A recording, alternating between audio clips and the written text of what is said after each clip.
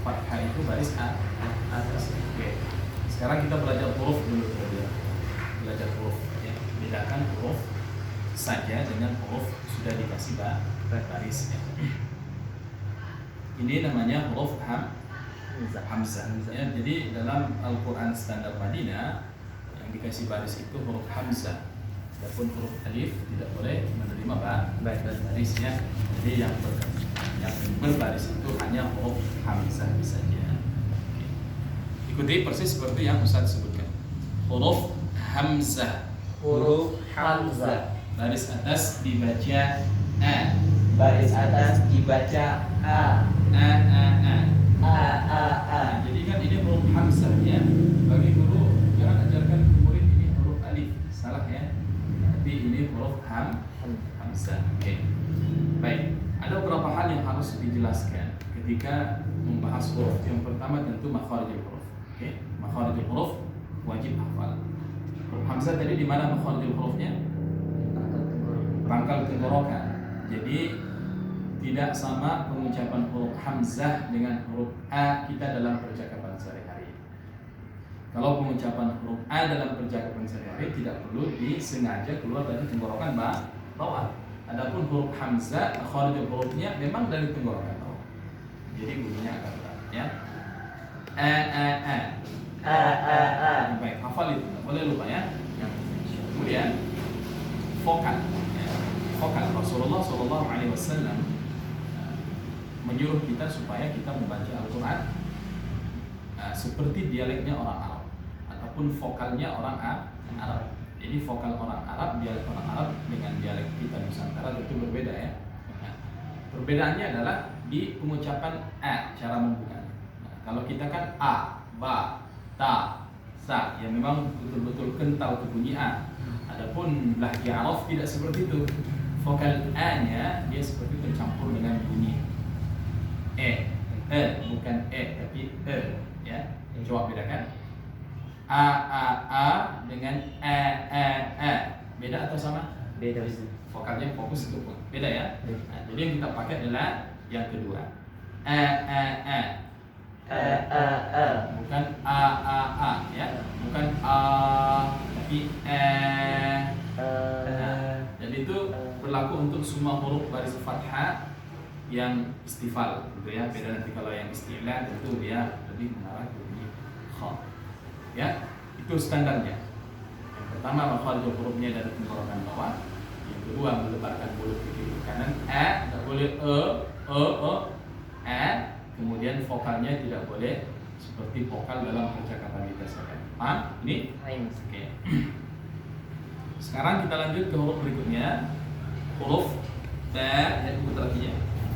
Jadi huruf ba. Anggap saja ini tidak berbaris dulu ya. Maka cara mengejanya dipanjangkan dua huruf. Ba. Oke. Baris atas dibaca ba. Baris atas dibaca ba. Baris atas dibaca ba. Baris atas dibaca ba. Ba. Seperti yang saya jelaskan tadi, hal yang pertama yang kita harus pahami ketika belajar huruf makharijul hurufnya. Oke, huruf ba di mana makharijnya? Di antara dua bibir. Oke. Kemudian vokalnya sama dengan penjelasan yang pertama tadi. Buka mulut, melebar kiri kanan, kemudian vokalnya kontrol, jangan seperti vokal percakapan kita saja. Ba.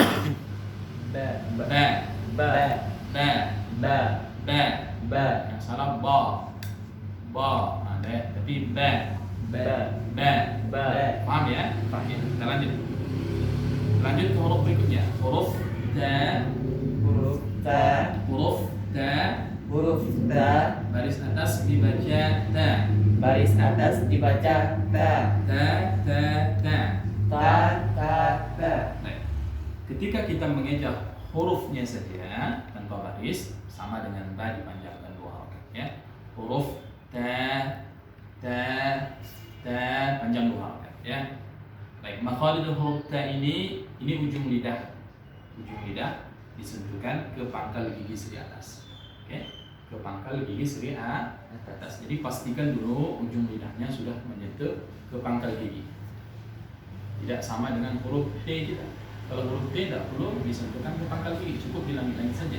Ya, itu perbedaannya. Ta ta ta. Coba. Ta ta ta. Cara buka mulut masih sama seperti penjelasan yang tadi.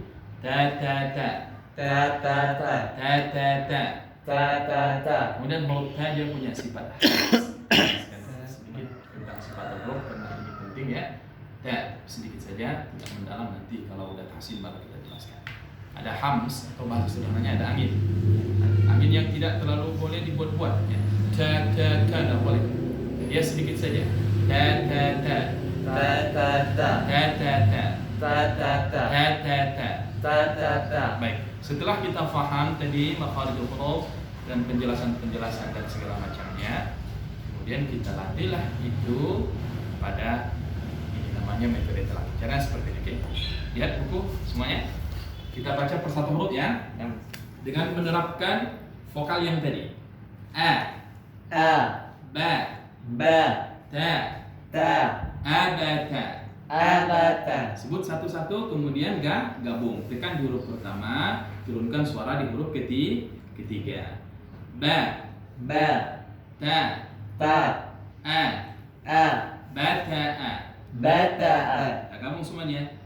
Abata, bata'a.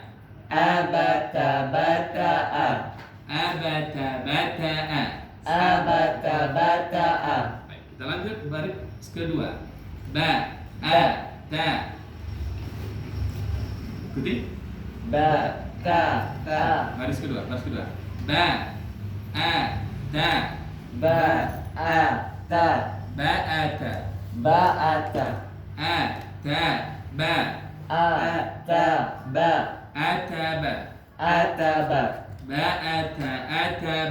Ba'ata, ataba. Kita lanjut baris ketiga. Ta, ba, a. Taba'a.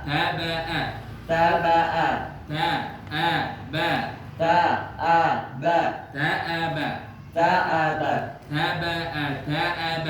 Ta'aba. Ta'aba. Ya, Ustaz Nafsi, arahkan ke sini kamera supaya lihat vokalnya. Perhatikan mulut kami.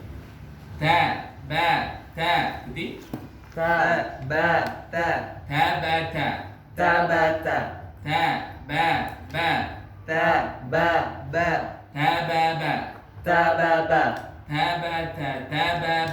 Tabata.